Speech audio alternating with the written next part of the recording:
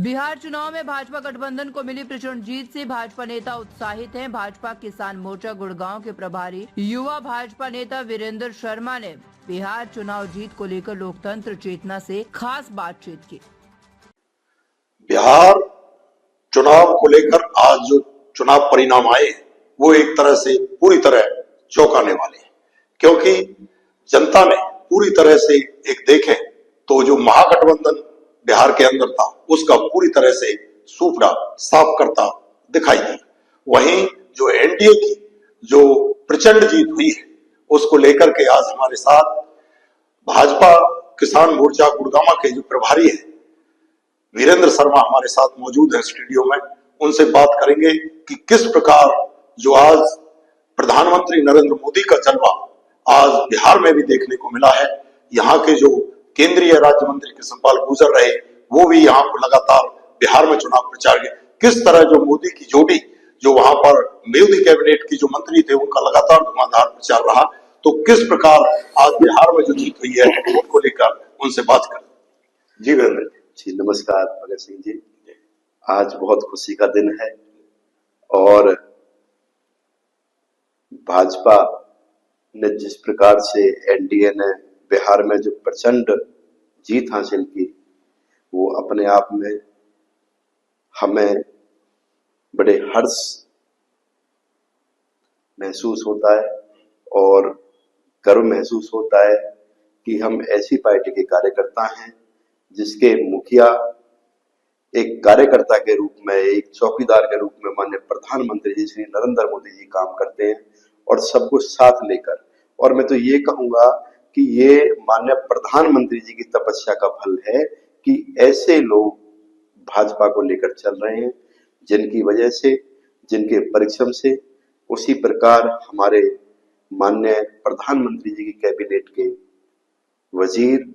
हमारे बहुत ही आदरणीय फरीदाबाद लोकसभा क्षेत्र से सांसद माननीय चौधरी कृष्णपाल गुर्जर जी भी माननीय प्रधानमंत्री जी के साथ कंधे से कंधा मिलाकर बिहार में लगे रहे और हमें गर्व होता है कि आज भाजपा की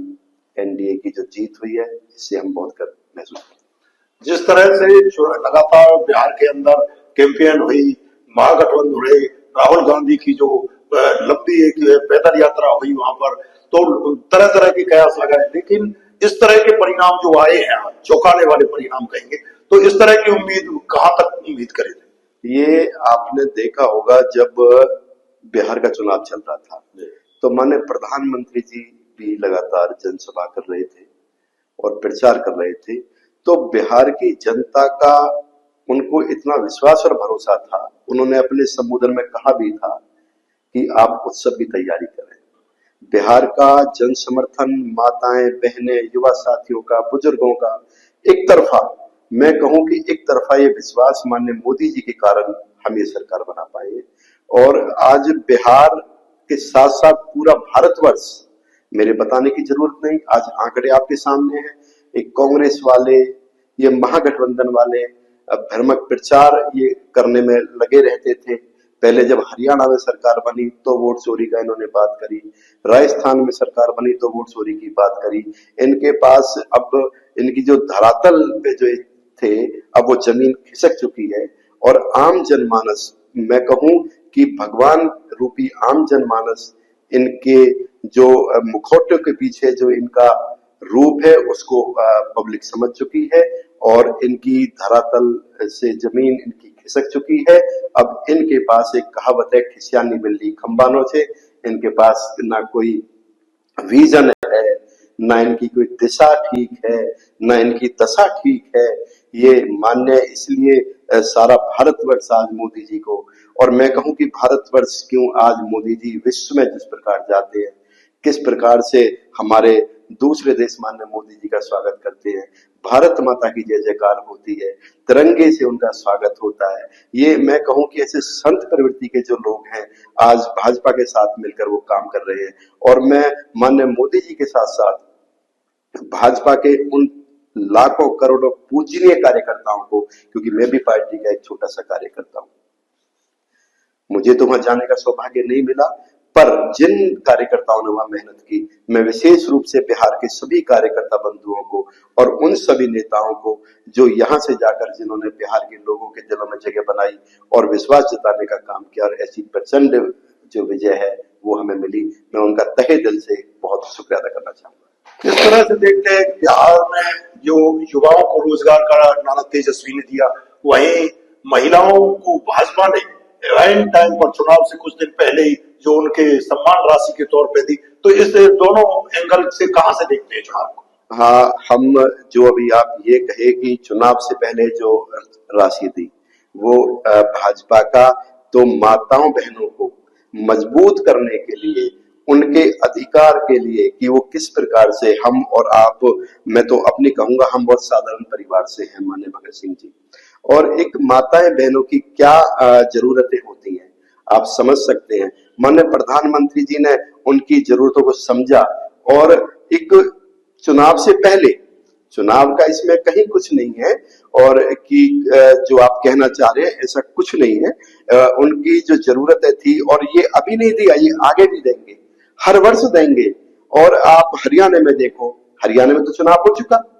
हो चुका ना, अब हमारी माताएं बहनों को किस प्रकार से आप देख सकते हैं कि 2100 रुपए की जो राशि, तो ऐसा नहीं, ये भाजपा की नीति जो ठीक है कि अपनी बहनों को, माताओं को भी सशक्त बनाना, उनकी हर छोटी से छोटी जरूरतों को ध्यान में रखकर कि कहां आप समझ सकते हैं कि हम बहुत साधारण परिवार से हैं और हम गांव में रहते हैं कि कितनी छोटी छोटी चीजों की हमें जरूरत होती है। और कई बार ऐसा भी होता है कि क्या पता हमारी खुद में अपनी नहीं हो पाता कि हम उसको कैसे करें, कि उस विजन को माननीय नायब सिंह सैनी जी ने देखा, माननीय प्रधानमंत्री जी ने देखा, माननीय अमित शाह जी ने देखा, माननीय कृष्णपाल जी ने देखा और ऐसी उन जरूरतों को पूरा करने के लिए ये कदम उठाया। और जो आपने बात करी कि तेजस्वी ने, आप झूठा नारा कैसे दे सकते हैं, कैसे किसी को बरगलाने का काम कर सकते हैं। आप हरियाणा में देखो, माननीय भगत सिंह जी, माननीय मनोहर लाल जी हरियाणा प्रदेश के मुख्यमंत्री बने, मैं उस व्यक्ति को संत मानता हूं। उसके ना कोई आगे है, ना कोई पीछे है, ना कोई बेटा है, ना कोई बेटी है। वो उसने किसके लिए काम किया कि उसने प्रदेश, हरियाणा प्रदेश की उन गरीब युवाओं के लिए काम किया कि न जिनके पास पैसे थे नौकरी दिलाने के लिए, न सिफारिशें थी। पिछली सरकारों में आपने देखा होगा कांग्रेस का राज रहा, इंडियन नेशनल लोकदल पार्टी का राज रहा और तरह तरह के मुख्यमंत्री माननीय भजन लाल जी बने, बंसी लाल जी बने, ओम प्रकाश चौटाला जी बने, भूपेंद्र सिंह हुड्डा जी बने। किस प्रकार से या तो भाई किसी की एमएलए से सीधी सिफारिश हो या भाई किसी के हाथ में पैसे हो, जब जाके नौकरी मिलेगी। और मेरे से तो अगर क्योंकि आप बहुत सम्मानित हमारे पलवल जिले के पत्रकार हैं, पलवल में मैं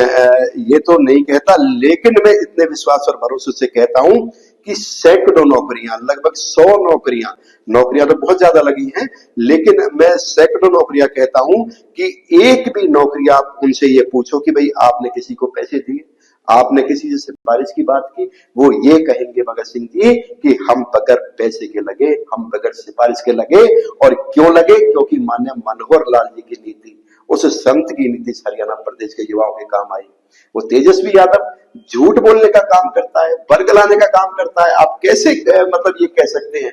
कैसे आप ये तो देश को और अंधेरे में ढकेलने की बात होगी। और इसीलिए बिहार के युवाओं ने उनकी इस झूठी बात को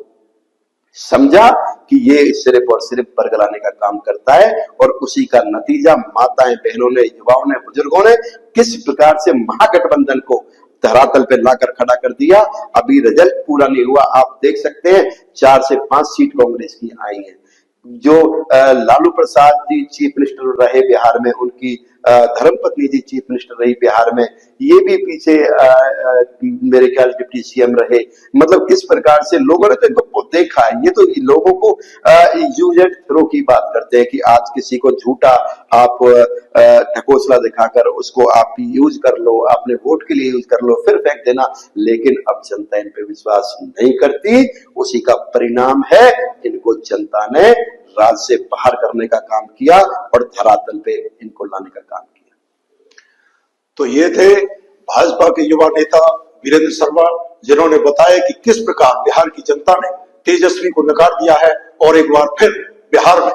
जो जहां पर पूरी तरह से एनडीए बहुमत में आया है, भारी प्रचंड बहुमत आया है, अब एक बार फिर भाजपा और वहां पर जो नीतीश कुमार है उनकी वहां पर गठबंधन की सरकार जो बनने जा रही है, यही आज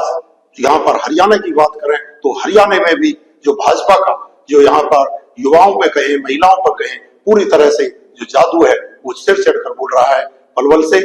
लोकतंत्र चेतना के लिए भगत सिंह।